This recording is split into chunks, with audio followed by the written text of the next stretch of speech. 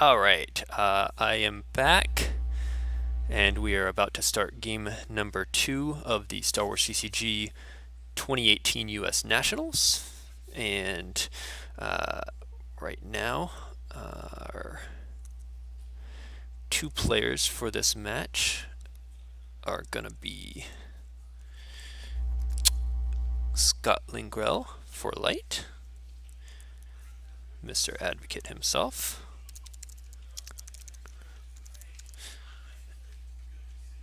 And he is playing HITCO.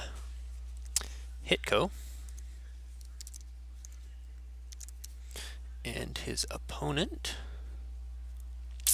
will be Mr. Tom Hade.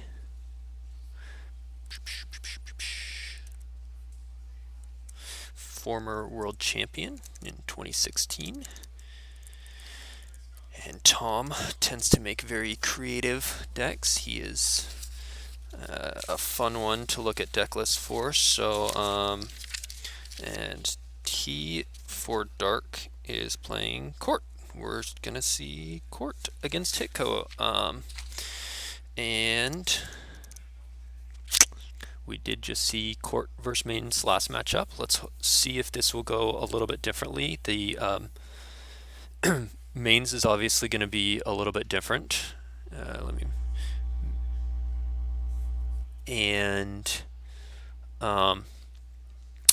The main difference in this obviously will be Dark gets to go first instead of Light versus Throne Room. Light side gets to go first, but HITCO does not. And the fact that he won't have the farm card with HITCO, most likely, meaning no use pile pulls. And there will very likely be Insurrection combo preventing Neighbor. So the Main's matchup, I think, is still very tough for Court. Those things are quite big, and I think the farm Throne Room is much worse for Court than HITCO is, even though HITCO is tough. So of course, Tom Hade is an excellent player, so I'm sure he will have a game plan for this.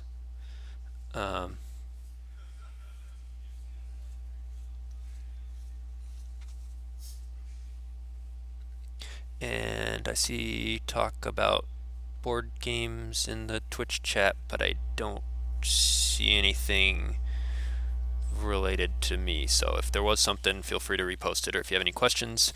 I am about to post during that break. I went through all the deck lists and compiled stats on what decks are the most popular today, what decks are being played, and there's a reason why there is another our second Court in a row, and that is because Court is the most popular Dark deck in the field. And like I was mentioning on the last stream, if you weren't watching at that point, or if it's a video you haven't seen, that was game 1, SWCCG versus Mike Kessling.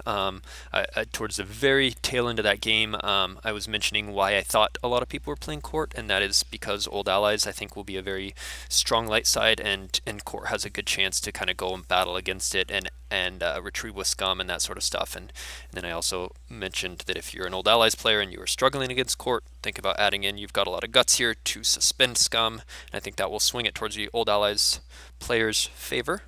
If you can fit that in. Of course, it's always hard fitting everything you want. ISB can be another tough match for Old Allies, and that's one where you can add in Lieutenant Blount, and it's always better if you can to come up with game plans than it is counter cards.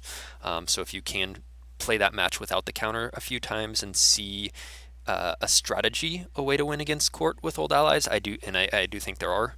I do think it's a fairly even match. So so you may not need guts, but that is always an option. But anyway, I think Court is very popular in the field today because people were anticipating Old Allies and thought it would be a good match on paper. The problem is I think Court does really struggle with mains, and unfortunately those people didn't predict the meta too well. There is only one Old Allies deck in the whole field out of 24 players.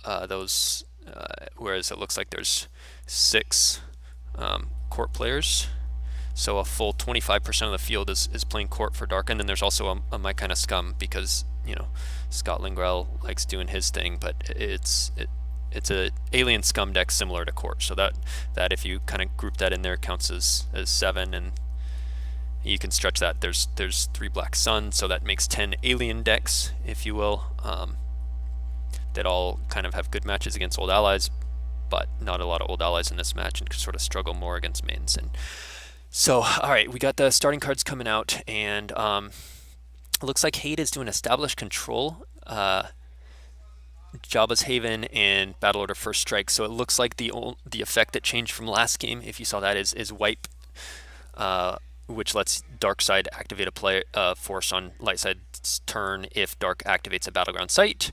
Was now changed for established control, which lets you activate +1 if you occupy a docking bay and pull some various systems, which is interesting because he already has a system pull with Jabba's Haven as Nalhada. So unless he wants multiple systems, or he wants to go to his docking bays and activate extra at his docking bays. Usually court doesn't want to deploy to their non-battleground docking bays, and usually they don't necessarily want a second system because the systems they pull are kind of 2/1 drain -1 kind of mess systems.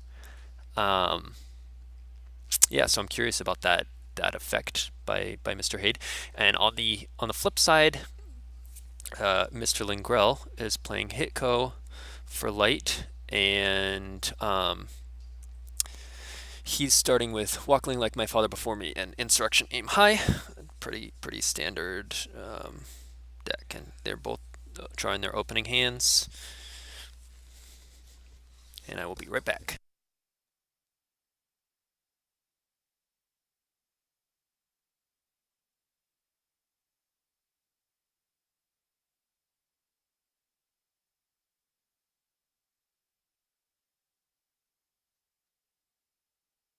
Alright, I'm back. I just ducked away real quick to ask them to show starting hands. Looks like Scott's got Hujin, Cluster Deflection, Chewie, Jedi Lev, Luke, Blount, Activation, and Dupio, and then we got whoa, full scale Lurk Tactical. Oh, I'm so excited now. I hope you all are too. So I only saw a glance at that, but this is a Tom Hade deck. This is not a standard court. So while I was saying court was the most popular deck and kind of grouped it with some other aliens decks, this is not that. As I mentioned 5 minutes ago, Mr. Tom Hade comes up with very creative decks, and I'm always excited to see them, and this is yet another one. In his hand, there was some full-scale alerts, some trooper assaults, so it looks like it's going to be a big beatdown deck. He's got that draw their fire, or First Strike, the dark side version, effect starting on table, so Scott's going to have to pay 1 to play Hujix, which he did have in his opening hand. So that will be nice that Scott doesn't have to dig that out. But Tom does pull Koralug and Nalhada, so he's getting plenty of activation up, and his plan is going to be to deploy a bunch of troopers and battle in trooper assault and overflow Scott. So I think that will have a better chance versus mains than a typical court scum that struggles with mains, but a lot of it will be the surprise factor. I don't think Scott's going to see it coming. I wouldn't see it coming, and if you see it coming, you can maybe pile up just a whole bunch of dudes like SWCCG had in the last game, but really wait to deploy until you can do a bunch. And if you only go down with like Luke and maybe one other dude, you might just eat a whole bunch of troopers in the face. The other interesting tech that Hade might have in there, I don't know if he does, but would be Stunning Leader, which can exclude anyone of ability greater than 2 and leaders. So if Chewie was down there with Luke, then Hade could just go trooper, battle, Stunning Leader, exclude Luke, exclude Rey, exclude Leia, exclude Lando, exclude everyone but Chewie, and it'd be Chewie versus a bunch of troopers. So Stunning Leader can be used in an offensive battle like that to exclude a bunch of your opponent's dudes if you have a bunch of little scrubby dudes. I'm gonna pull up Hade's. I do have Hade's list here, and I'm not gonna reveal everything in it, but it looks like there is a bunch of troopers and full scale alert and tactical support. Tactical support, you of course you can lose a force and play it lost to take 3 troopers into hand. So, and he's playing multiple of those. So as soon as he plays that, the opponent will know that wow, this isn't a standard deck. This isn't a standard court. So it'll lose a little bit of surprise there. Once you pull 3 troopers with that, you need to be expecting your opponent to be playing trooper assaults and beating you down. But he's also playing full scale alert. Uh, and he you retrieve that many? Oh, they stop all movement. Okay, so nice. All right, so full scale alert.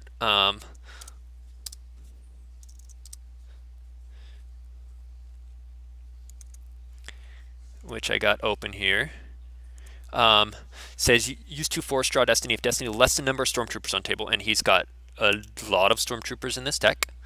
All opponents' movement is blocked for the remainder of this turn except smugglers and ships are aboard. So it stops your opponent from one running away in their move phase because you can play it on their turn. It looks like he top decked an Ellis to his own objective since he didn't have a card with ability out. And then it also, if you play it on your turn, it stops him from playing dodge or something like that to run away. Ellis, oh, maybe he didn't top deck Ellis, maybe he lost it from hand. Ellis is a pretty useless card with Insurrection starting on the table. So he has a bunch of full-scale alerts, a bunch of tactical supports, a bunch of troopers, a bunch of trooper assaults, and his plan is just drop a bunch of dudes, battle, cause overflow, and then on your turn, if anyone's left, say you can't move away, and repeat. I'm guessing he may try and do the Retic Broken Concentration combo as well, though maybe not broken. It did just get a canceller in V9 with the Starship Lev combo, cancels Broken Concentration. So Hade pulls out. There is no try to stop any senses on his interrupts, or not stop, but at least make him lost and make him lose 2 to cancel an interrupt. Secret plans to make him pay to retrieve and a grabber. And Scott's got his own grabber out, and so Scott basically there deployed his docking bay from reserve, deployed his Boss Nass chambers, and dropped Luke, and he's just going to go aggressive early.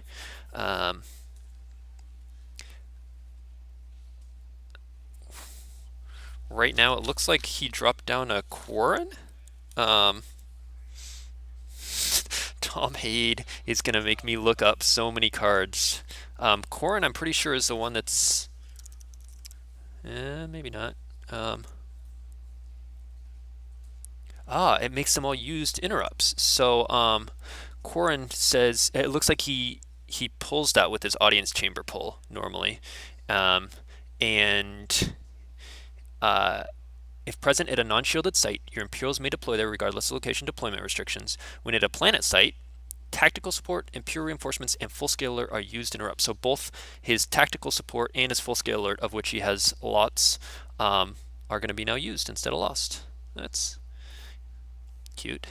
And now he plays the Trooper Assault or a tactical support to pull 3 troopers, and he'll have to lose 1 to play it, which he did. He lost to Phasma, but that's now going to go to used pile.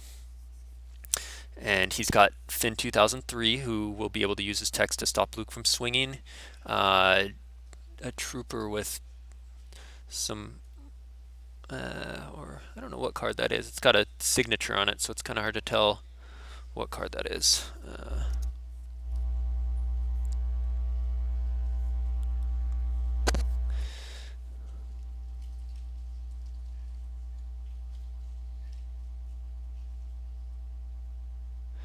All right. Everyone's giving some nice shout-outs to Scott in the Twitch chat. That's nice. Oh, Mr. Tom Kelly points out Barrick is the top trooper, so he's... Yeah, oh, it is. And now with Elsic, so he's going to be able to cancel Luke's text. Wow. And a Stormtrooper Patrol comes down, and Stormtrooper Patrol adds 1 to all the other troopers' power, and then of course they'll all be +2 with Trooper Assault. So, and then Finn will be able to stop Luke from swinging and cancel his immunity, and Bark will subtract from his Destiny. It'll subtract from the power and attrition he'll draw a Destiny, win with another Biker Scout, which he is, Elsic. So now he battles free. And I imagine he'll play a Trooper Assault right here. Scott does have one saved, so he can play the Hoojinx if he needs. He deploys Wallen free as a react to his own battle, and then plays Trooper Assault. Oh, which Scott grabs. Nope. Scott decides not to grab. He says, "I need to save a force for Hoojinx." Good. That would have been a big mistake because it looks like he's probably peeled quite a few here. So Finn makes himself hit, pays 1, and make Luke not swing. And so now let's see. So basically everyone's going to be about a 5 because a patrol makes, so the generic dude's a 2, Wallen's a 2, FO's a 2, Barak's a 2, Elsic I think he's a 2. He's only deploy 1, but I think he's still power 2. So they're 2 plus 1 from the reserve makes 3 plus 2 from the assault makes 5. So he's going to be power 5, 10, 15, 20, 25, 29, 30, 31, 32-ish. And Scott thinks about Jedi Leving, but then he points out he has to pay 1, and so he doesn't. And he draws another Destiny because, that's probably the Barak Destiny to subtract 4. So he's going to be 32-ish to Luke's like 10 because of that. Because Luke's Destiny is -4, and he only drew a 1, so Luke's 8 plus 1 is 9, plus Luke effect adds 1, 10, -4 from Barak is 6. So yeah, he pays 1 and Gix, or Hoojixes, and Finn dies, and now there is just a whole mess of dudes in the audience chamber. I think right there, if his low 30s powers versus Luke's like 6 power, 9 forfeit, 15.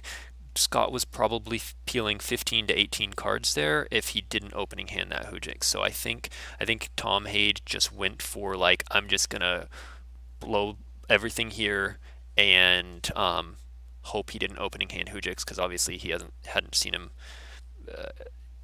play a escape pod combo to get it or anything like that. And of course Scott had it, which was fortunate for him and part of probably why he made the play. But now Haid has a lot of dudes committed to a site that isn't as key as in our last game where Scum was there and you kind of needed the battle around it. HITCO can probably go to their own battle planes and that sort of stuff, and Ellis is a pretty dead card with that Insurrection combo. Not totally dead because he can move all the troopers out to the Great Pit of Carcoon and then in his move phase Ellis them all over the battle planes or whatever, but it's less useful. Obviously with Insurrection on table, but he does still have a bunch more troopers too, and so he's probably, his goal will be to get in a second beatdown. That's the whole goal of the deck, is pile a bunch of troopers, tactical support to pull them into hand, and then of course full scale alert so they can't move away, and then trooper assault and get a bunch of power. Yeah, and so we'll see. Someone's correcting me as FN, not Finn. I pronounce FN as Finn. It's just the dark side Finn. It's Finn 2003 instead of, I don't know, whatever Black Stormy's called, Finn something. Does he have a last name? Finn? He probably has a last name. Anyway, Tom confirms Elsic is power 1, but yeah. Anyway, it was in the low to mid 30s overall for dark, and I think it's going to be interesting to see how this game plays out now that Scott obviously knows what the game plan is for Tom. He knows he has to avoid a beatdown. He knows he had to lose 1 to court there, so that buried his Hoojix. If he gets solo on table, preferably in space, he'll get to play that Hoojix again from Lost Pile, because if solo's on the ground and obviously has to die, then he can't play the Hoojix if he dies in that battle where it's needed. But if he gets him into space, he can play the Hoojix again, and then he has the tricks like Clash and Sorry to try and exclude and kill guys and get down Haid's power. Right now, Haid is going to have to pay 3 to drain because he started the battle order effect, and then it looks like Scott also played the battle plan shield, not realizing that. Scott's showing us his hand. He's got Corrin and Tantive, and he has an escape pod combo, but I don't see a way to get Hujix back now that it's buried. You can't Walkling it. It might have been. It probably would have been worth it to Walkling the Hujix on his turn. There's no coward out, so pay 1 for secret plans before his deploy phase, before it got buried by losing 1 to the court objective. Okay, so now Jin is out to block the drain, and I probably would have just eaten the 1 here, because my worry with this would be Probot or Isard comes down, breaks her cover, and full scale alert means she can't move away, and then you just eat a game-ending battle. But of course, I wouldn't have seen full scale alert coming. I think that particular flavor of Beatdown is not one I'm super familiar with. I'm sure some other players or old school players are. But Jin, I feel like, is a liability if her cover's broken and full scale alert means she can't move. You're forced to back her up and probably take a bad battle.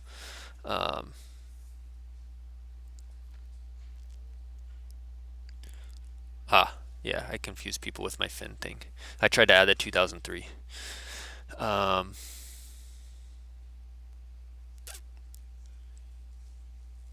Yeah, so Tom also doesn't necessarily have a lot to do here with sort of his game plan exposed and sitting at a site where he can't drain because of an undercover spy. He draws some, and yeah, looking at the deck, it looks like he's got some space which he can pull with his objective. It may just become a space battle where Scott plays a Tantive and dudes up there and tries to avoid the ground, and they fight over that a little bit.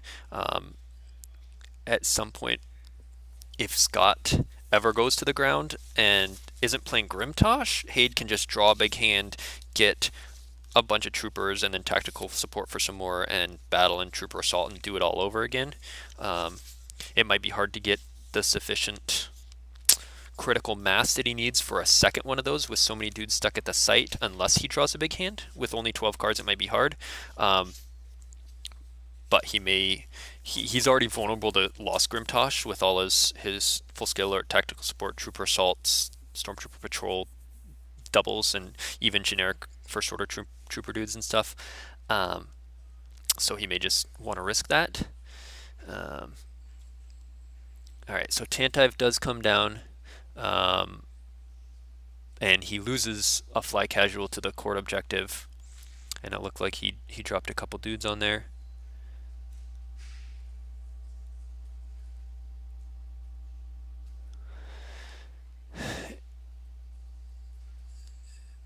And I'm guessing one's Corrin, and I didn't see what the other one was, but probably a utility character like Ray. It looks like it's a rebel, so it's not Solo, it's not Chewie. It is a rebel, so potentially Screaming Lando, which we would figure out with his end of turn force use if he has to pay 1 for maintenance. But it doesn't look like a 5 Destiny. I'm guessing. Let's see if I can. I'm guessing probably Corrin and Hera. USA Gamer Girl asks, spies don't count for the objective, and they do not, because the objective says you have to occupy a Tatooine battleground, and undercover spies can't occupy a site. So right here, Hade plays a force push to exchange 2 cards in hand with 1 in his force pile, and he's probably looking for maybe some space to go take out that Tantive, and right now he is getting the ping of 1 per turn on Scott, who's losing to court every turn that he doesn't come to ground. I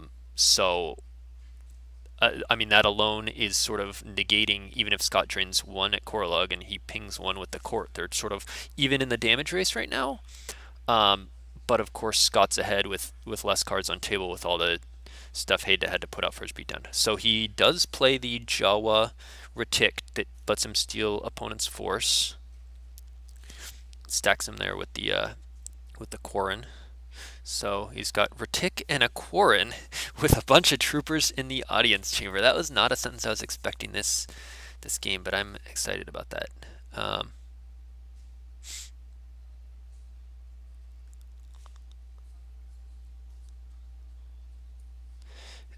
So he pulls Stinger from reserve with his objective, indicating that Guri will come down, and she does. And Scott's pounding on the table, upset about something. He does have one in used, so I don't see 3PO on table. I don't know that he played a used interrupt, so maybe it is Lando is the other character. Oh, cool, thank you. I got a positive comment from Mike about the. Thanks for the positive feedback on the commentary. I feel like I'm just talking and don't know how it's going, so I appreciate that. So looking at Scott's hand, he's got Obi, Luke. If he's ever going to pile a sight Chewie, he's going to need to come down with, 3 minimum, probably 4 dudes at once. He's got Padme. Padme will be real good in space too. Oh, it was Blount and Corrin. Okay. Just some random fodder, basically. Guri does not occupy that system by herself. She's not going to let Tom drain free. Of course, she can't train with Jin there, but she can't be battled right now. She has no ability, anything like that. So Tantive can just drain right past her, but she's a threat to cap his destiny if he did drop solo with Rey or solo with Chewie, or if he drops Hera, since there's 2 other rebels there. She adds with an Imperial or 2 rebels, or Screaming Lando, anything like that. So she's just kind of a threat. I would probably move away from her so that she's not sitting in front and won't let Tom drop more stuff with her in battle and cap you. Plus, if that's non-V Stinger, which it looks like it is, it adds a destiny. The V1 lets you draw from deck, which I didn't see him do in Scott's control phase, so it adds a destiny. So I would probably be running from Guri in the move phase, but of course he does have the tactical support that can stop all movement if he decided that would be a good use for it, and it's a used interrupt with the Corn on table. So Luke comes out, he checks the reserve for the lightsaber, and it's not there. And EPPOB and Padme come out, and he does run in space because he doesn't want to fight the destiny cap, which doesn't matter so much now when he has no destiny, extra destinies, but doesn't want Tom to have that extra destiny from the Stinger. And Scott's debating, though, paying that one or trying to save the one, because saving that one. Oh, and he does pay the one to move. I was thinking he was debating saving it in case he wanted to play Sorry About the Mess in battle or whatever and have to pay one with first strike, but he does move it, and then Tom says, hold on before you recirculate. On your turn, I'm going to play this, used, lose a troop, and he lost a trooper to pull 3 other troopers, which is sort of a weird decision, but everything else in his hand must be really important. So he gets Dave and Felth, another Finn 2003, and some other trooper. USA Gamer Girl says not saving force could be GG. I would agree with that if he's not going to play 2 Hujinks in HITCO. I'm quite confident on that, and since Solo's not out, there's no way he can't Hujinks, so he needs to count on his power being enough and tricks. I think saving one would help, because then he could maybe hit a dude and Sorry About the Mess him, and that would take off 5 power of Tom's, but you also lose 2 force, the sorry and the force loss itself, the cost of the card. So you lose 2 to not lose 5 more helps, but it doesn't even look like he has sorry. He's got Hear Me, Jedi Lev. Playing it as a Jedi Lev would be useful if you draw Qui-Gon and you could Jedi Lev into a Luke or something, but yeah, he doesn't really. He could have. Yeah, Chewie's good there. I might have waited till I could come down with all 4 of them. Tom has no destiny though, so he activates it all. This is where I think Full Scale Alert's going to come into play, because that card's just brutal. They can't move away. I think Tom can basically play every dude in his hand, move over all of his dudes, and then on Lightside's turn, just be like, in Lightside's battle phase, be like, all right. Well, or he doesn't even need to do that. He could wait till the move phase, let Scott move 2 dudes away, and then go, okay, all movement stops for remainder of turn, and then there's 1 dude left sitting in front of just everybody, and then Scott will put out his hand. I mean, that's unless unless next turn he deploys solo, which he didn't have in hand. He can't deploy solo in space and use him for the Hujik. So I think that's going to be Tom's game plan is deploy a bunch of dudes here, move over a bunch of dudes, and and if I were Tom here, I wouldn't even be deploying all my dudes and trying to split to two sites and being like forcing you to have a battle, saying like no, you must choose one of these two. I'd move them all to that site with that full scale alert. Um, you might as well pile them all, and then after they move two dudes away, like, yeah, maybe they sense it and lose two to there's no try, but he's playing multiple of them. So, yeah, and that's what he does right here. He goes, all right, I'm just going to pay 1, 2, 3, 4, 5, 6, 7 force, move everybody over.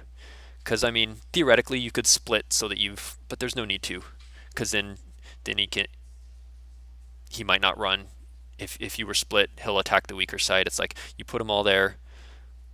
Scott doesn't have the force to move Jin, so so if Scott battles, Tom has just he's happy with that. He has a million troopers and trooper assault and everything. And if Scott runs, he's going to run one at a time and then just get full scale alerted and be stuck. And I think Hades wins this, gets a handshake next turn. Tom Kelly points out that Scott should have gone to the Ewok village, and I agree. I think he wanted to stop the court bleeding. He was tired of losing one every turn to the objective, but that probably is just something a cost you're going to have to take to try and not interact with all those troopers.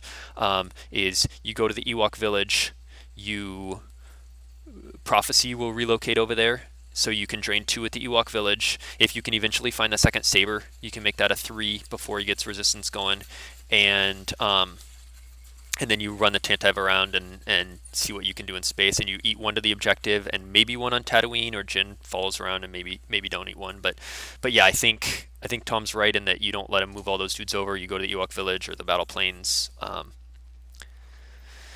Still gonna be tough, but I get why he did it. He was like, well, I just want to pile everyone and stop eating court. But I think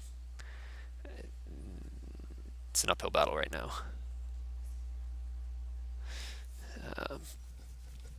I think, yeah. Well, I mean, we saw Scott's hand. There's no sense or anything. If he had a sense, he could sense full scale alert or something. But wow, wow. So all right. So this Tom Haid deck is really interesting. I don't know that.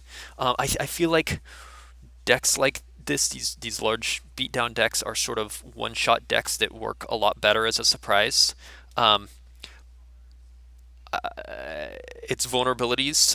It's obviously vulnerable to Grimtosh. There's a lot of doubles in there.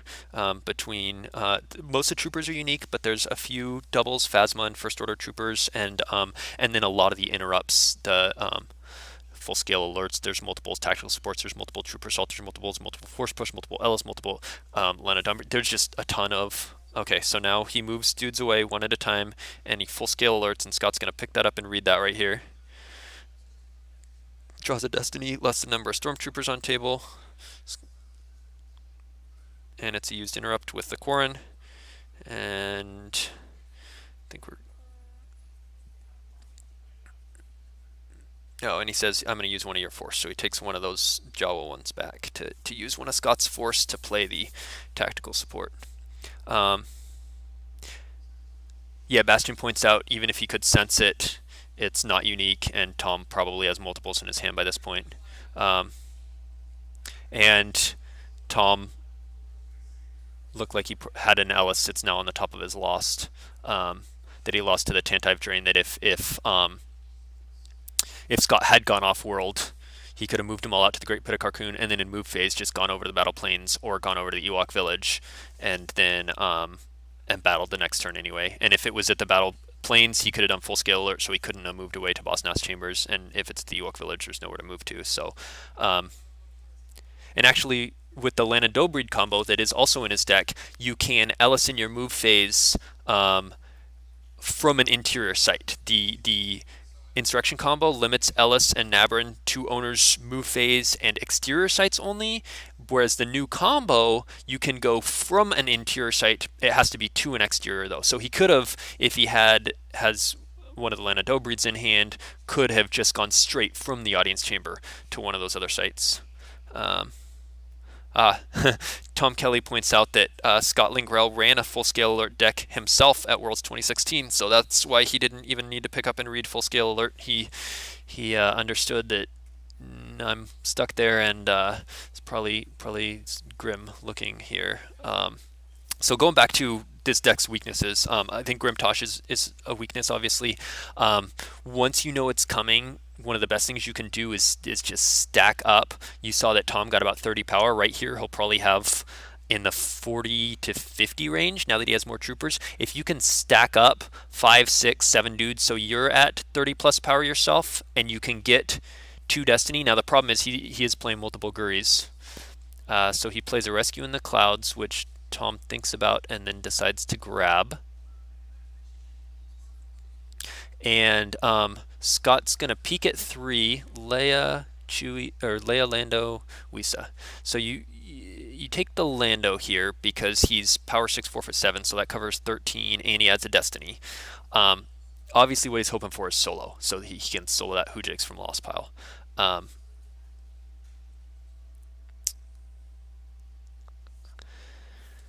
Of course, actually, it's Tom Hade's turn, so that he's not going to get a chance to play that Lando. So I guess that's sort of a moot point. But as far as his deck weaknesses, just piling up all your dudes. So if you can get 30 to 40 power yourself with they're not going to put much damage pressure on you. You're going to just be losing 1 to court, lose 1 to court, lose 1 to court.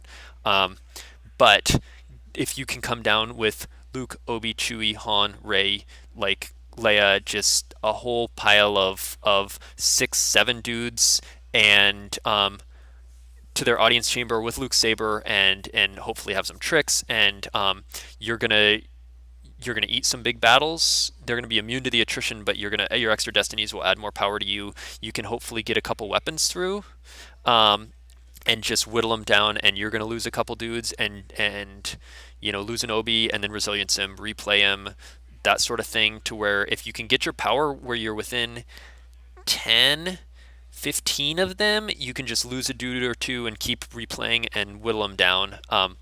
But if you only got 3 dudes out and they're power 40 and you're power 20, you're going to lose every dude. Even if you don't peel stuff, you're eventually just going to lose the game. So, uh, ah, so, Hujix is apparently no longer in Lost Pile. Bastion points out Scott tried to retrieve it with his flipped objective, and Tom decided to put 1 on the effect to place it out of play. They put the card on the effect face down. It should be face up when you stack cards to place out of play, and face down for winning battles. But now the solo isn't even an option. But since he doesn't have solo in hand, it's sort of a moot point anyway. But I think that would have been his only way to get Hujix back.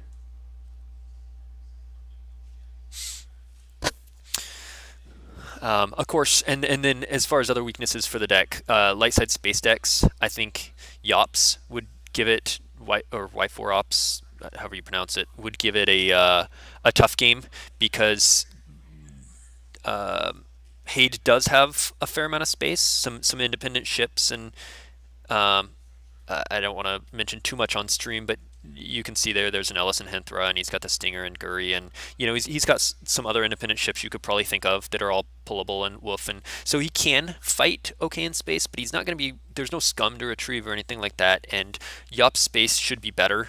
If they have X-Wing guns, they'll be able to shoot stuff down. Their Wedge Red Squadron leader can cancel a Destiny. Luke, Rebellion's Hope, even if Guri's capping, Destiny adding can add to attrition, and so I think Yops could basically fight better in space and just lose 1 to the ping every turn, and maybe lose 1 or 2 to drains on the ground, but be able to drain more, 2 to 3 at a particular location, depending if it's liberated or not.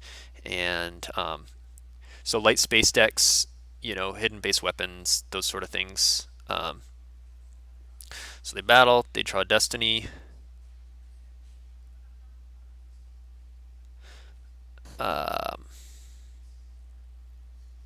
It's looking like he battled in space. No, I take that back. I don't know why you got 2 Destiny, maybe Alright, so yeah, now he's adding up everyone's power. I was thinking he got 2 Destiny because Stinger, so that's why I thought... the second one he probably drew his Bark Destiny. So that's why that's out there. He did the same thing in the last battle where he put them next to each other, and I thought it was a second Destiny at first, and it was his Bark Subtract Destiny. So 1, 2, 3, 4, 5, 6, 7, 8, 9 troopers. I'm gonna approximate at about 5 power each. 3, 4, 5, 6, 7, 8. Sorry, yeah, 9. And then the trooper assault, so maybe 10, around 50. I'm gonna put him around 50 to 55 power with those aliens and stuff. So he loses 1 trooper, and Scott's gonna be power, and he's power -4 with Bark, and I didn't see what he drew, but he covers 15 by himself, 6 power, 9 forfeit is 15 plus his Destiny minus the Bark Destiny. So he's probably around 15 versus 50. So he's looking at peeling 30-ish cards. So I'm guessing we're gonna see a handshake, or maybe he'll just start piling up the cards here.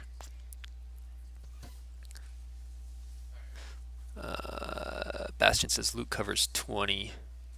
6 power, 9 forfeit is 15. I don't see how he covers 20. Unless he drew a 5. Luke effect adds 1, so covers 16, and then minus the difference in their Destiny. Scott's Destiny versus Bark Destiny.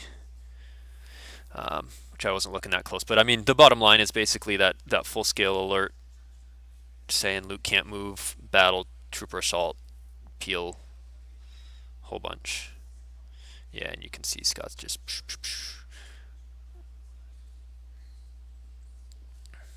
So Jar Jar's another card that can also kill a trooper. So like, if you can pile enough where you're like, all right, I hit a dude and sorry about the mess him. I clash another dude. I Jar Jar and kill another dude. I hit another dude and I have to forfeit like 3 dudes because you way outpower me, but you just lost like 4 or 5 troopers, and now I can battle you back and kill another 4 or 5. Like, that's pretty much your hope, is to really stack with 4 or 5 plus guys.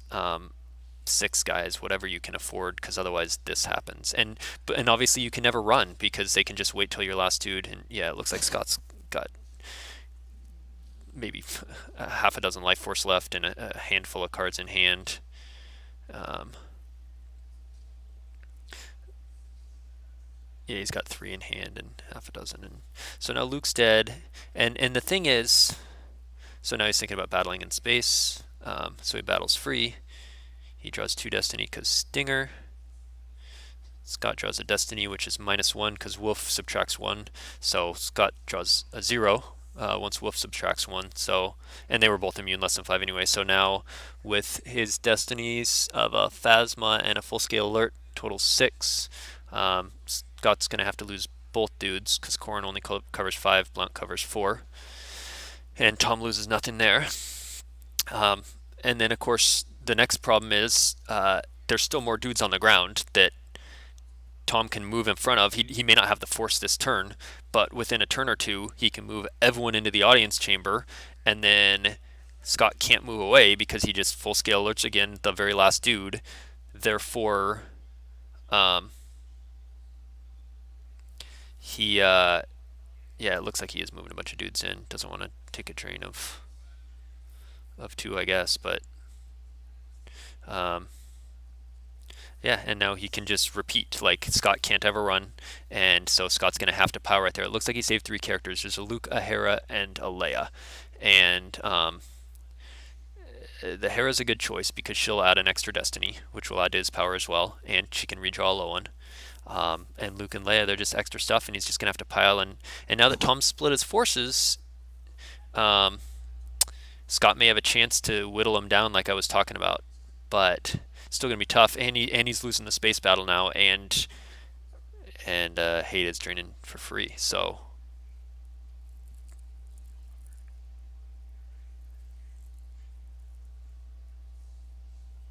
okay, Bastion, thank you for paying much closer attention than I am. So in that last battle, Scott drew a 5, Luke effect added 1, and heading added 1. Effectively made it a 7. Bark drew a 2 to make it a 5 again, and Luke covers 9 forfeit plus 6 power is 15 plus that 5 is 20, and then it looked like he peeled about 20 to 25. I don't know exactly how much, but yeah. So now Scott is going to play Hera, and the problem is he's pretty low in life force to even be able to deploy. So he had 3 dudes in hand, but it looks like he has 6 in life force. He plays full scale alert to draw Destiny and block all movement, so now the Tantive can't move. He drew a 5, and he has at least 6 troopers on table, and he does. Full scale alert's used because of the Quarren, and now the Tantive cannot move. So that will get battled next turn. And yeah, Scott, it looked like has 6 in life force, so he had enough to play Hera, but nothing else. And goes ahead and just draws a couple. Looks like this game's going to come to an end in about a turn or two. Dark's going to battle in space here. They may or may not battle on the ground.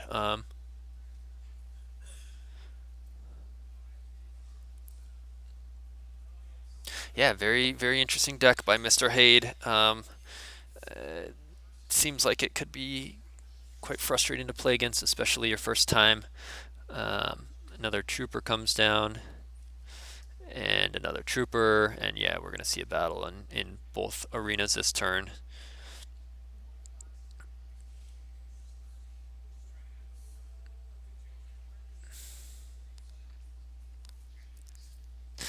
More troopers. Jin. I think Scott should have broken Jin's cover. She's not doing anything undercover here. Probably just forgot she was kind of lost in a big mess of dudes. But break her cover obviously adds another few power and 5 forfeit. Um, yeah, Hayes just told me he stated he did forget. Must have been after his turn. He was like, "Oh, I should have broken her cover," something like that. I don't know that it would have.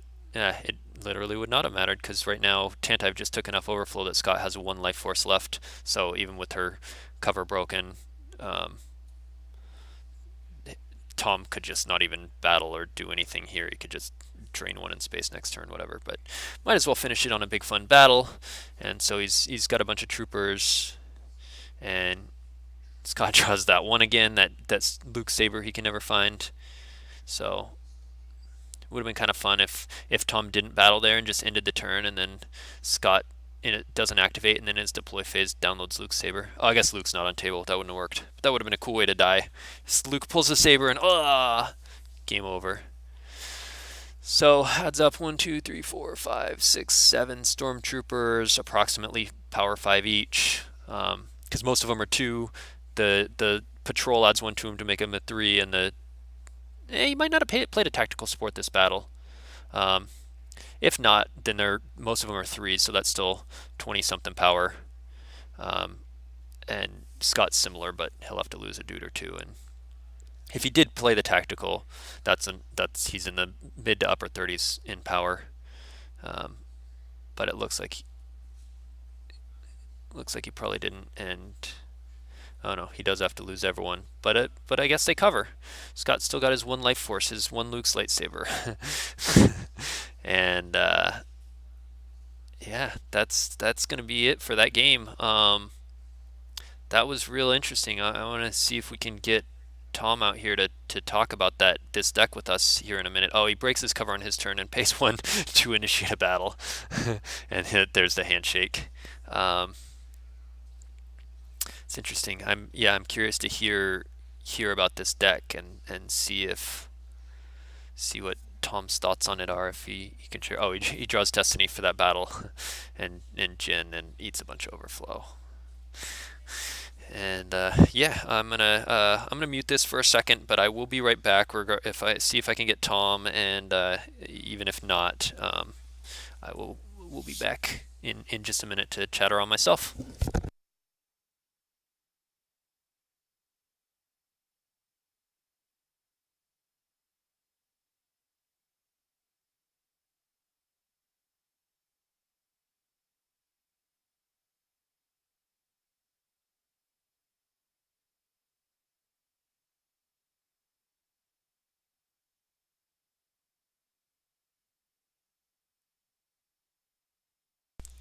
All right, so we do have, I think both Mr. Lingrell and Mr. Haight are going to come over and chat a little bit about that game and about the deck, so we can hear firsthand from Mr. Creative on on his thoughts on that, what inspired that, and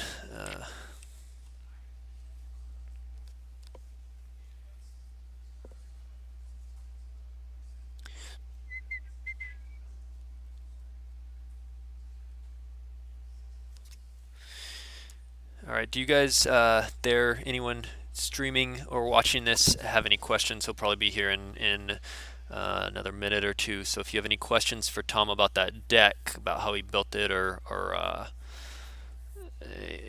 any matchups or anything like that that you're curious about it, go ahead and post in the Twitch chat, and so we can relay that over to him. Um, and I'm gonna take this moment to go on the forums and post what all the decks are for the field. So if you are curious about what decks are being played, I did mention some information earlier, but that exact breakdown will be posted in the live updates thread right now.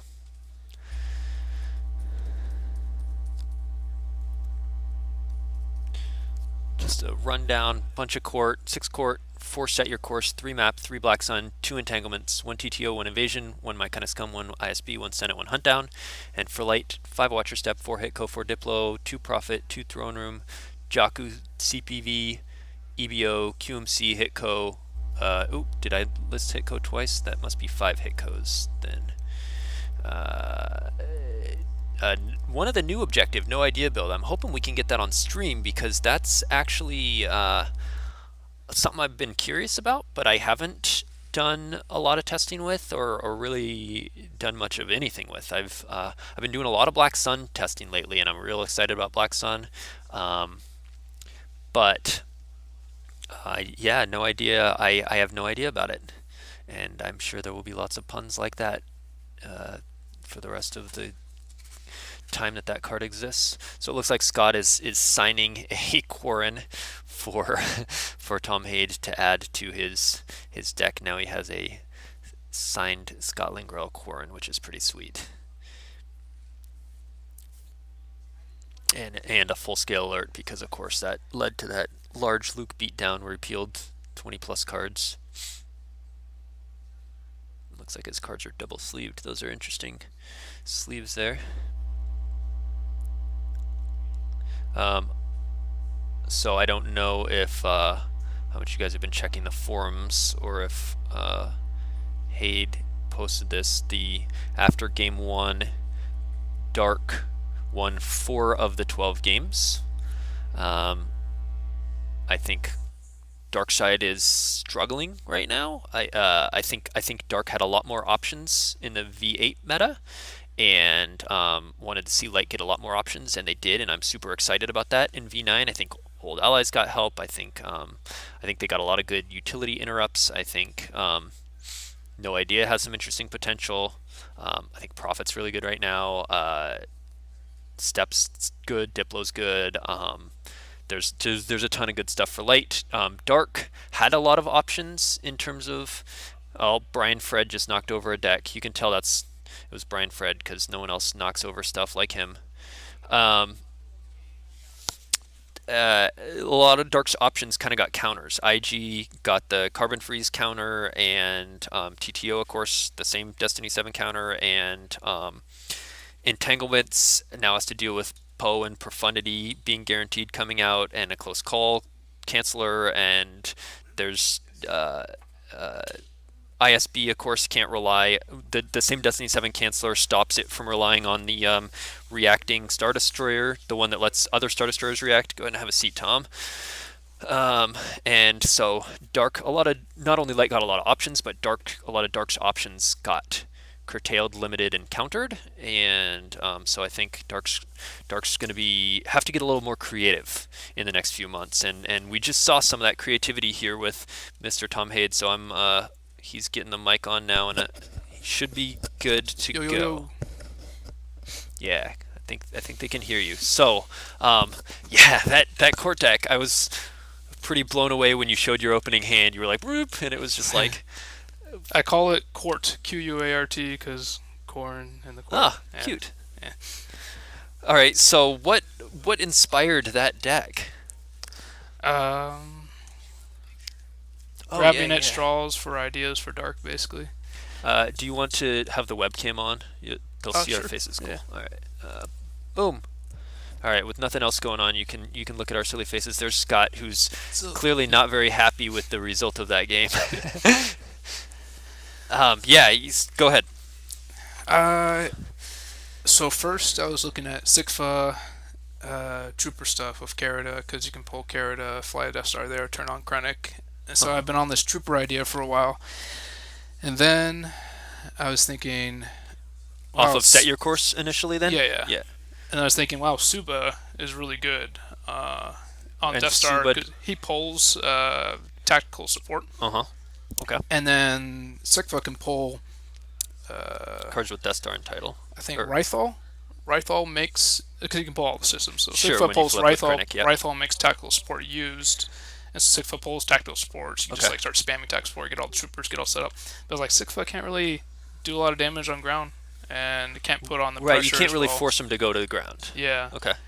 And so I was like looking at Court. Like Court can force him to come to the ground, and it puts on early pressure. But then you don't get like the special, like all your tech supports are used. And I was thinking like, well, if I do troopers, I can just put some random aliens in there, maybe like Ritik. And then I happened upon Core, and I was like, wow, this does everything I What need do to you do. now? For those of us who don't creative build the way you do, what do you mean you happened on Quarren?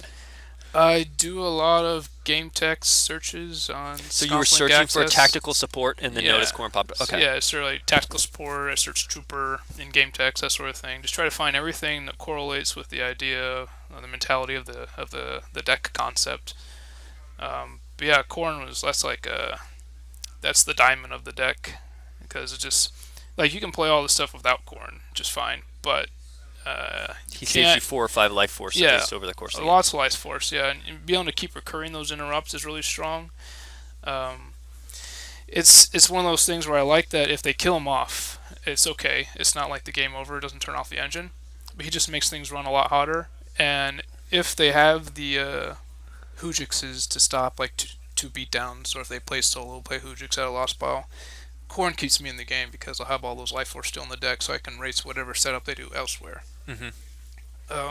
Full scale alert is so strong in that deck, and being able to keep repeating it again and again with Corn is also really nice. So I just wish I had a easy way to add something to track it in the hand, but the deck can't fit things like Forlom. Hmm.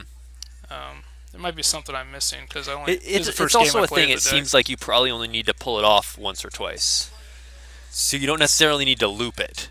Yeah, It's nice to have the option, but if you're blocking their movement more than twice in the game, you're probably won anyway. yeah. Well, it's tricky because they're still gonna have a force. I don't fit broken concentration. I'm not all in on the Ritic package, so they're gonna be able to like have some survivability, Hmm. and so I really want to be able to have the longevity of the game, because that card also wins me space. Because I stack the system, and Guri limits them to one, Wolf makes them -1, and all my ships are immune And 4 it or looked like 5. it was Stinger non-V to add a Destiny. Yep. Yeah. Yeah. Okay. And so I just keep moving in front of where they are in space, because And they're then going to you can't survive move away. multiple battles, Yeah, but yeah, then yeah. they can't move, and it's like, alright. Of course, against Dex of Smuggler, so that's not going to work. Hmm. Yeah, yeah. Watch your step. So, speaking of that, how do you feel about that match, or are there any other matches in particular that you wouldn't necessarily want to see? Well, this was the first game I played with this deck. Okay. So, So so no. it's all up here at Theorycraft, but I feel like Watch Your Step. I'm still trapping Luke, and if they play Obi, Yeah. I'm still trapping Obi, and those are the important ones to trap anyway. If they just put some random smugglers like the Cantina, just playing like 3 troopers from my hand can clear them. Right. 3 troopers, trooper assault, that sort of thing. Um, but yeah, I think that the trickier games will be when they can really stack a site before I can like go in, and they're gonna get that site, because if they have like multiple weapons, there's not much Hmm. I can do about that. So if they stack a site and stack a system, that could be tough for me. Right, and that's kind of what I was talking about towards the end of the game is maybe some vulnerabilities for the deck. Yeah, it's And definitely not perfect. stacking it, and then I think Scott's biggest mistake in that game was not wackling Hujix on his turn. Yeah, I definitely agree with that. Well, he has the opportunity of digging for solo. Fortunately, he So didn't that, find him but in he might time. need to play it multiple times. But but without solo in his hand at that point, basically he ended up losing one to Court on his turn and burying it. But I think wackling in his deploy phase, since he didn't have solo, would have been. And he had a escape pod combo in hand. Yeah, So my mistake was not grabbing Hujix. yeah, I think you were out of force at that point though. You had paid one to Finn and to FN 2003, and so you were out of force, so you couldn't have grabbed it. Yeah, I should have planned that turn a little better. I keep thinking FN's free because I keep thinking if he's with the trooper, he's free, but it's if he's with Finn. Yeah. I think the other thing though is it was your second turn. He put Luke out his first turn, right? And yeah, I was really bummed so he had like, that Hujix. Like, yeah, man. if he doesn't opening hand that Hujix, he's peeling like 20 cards there, and it's totally worth just. Yeah, so I think that was a good play. Definitely the right. Yeah. You have some creativity in your light too. I'm assuming you don't have to spoil all your secrets here, but well, I mean QMC. But yeah, similar to your earlier Highlander. It's definitely not Highlander anymore. Okay. There's too many good abusable interrupts for light side to not play multiples of those. Rescue in the Clouds seems insane in QMC right now, right? Yeah, I like that a lot. So it cancels those of you watching who are more used to the Rescue in the Clouds to peek and look at 3 and take a card. The other part, it cancels a destiny targeting your character of ability less than 5. Less than 5. At a system or mobile location. Well, all of Cloud City is mobile locations, so it basically says they can't force lightning your dude because you just cancel the destiny. They can't choke your dude. They probably can't even swing and hit unless they draw like really high on both. But I mean, if you've got Lando, Hera, whatever, they need to draw like 4-5 because if they draw 2-5, you cancel the 5 obviously. So it makes it really hard to. P59 can't shoot anybody. Like anything that just draws one destiny like that, just canceled. And even something that draws 2, they've got to draw 2 high. So it makes your guys very protected. They can still go after the mains like OB and Luke. You can't save them. But those are harder to hit with Force Lightning. They're harder to hit with P59. Yep. So.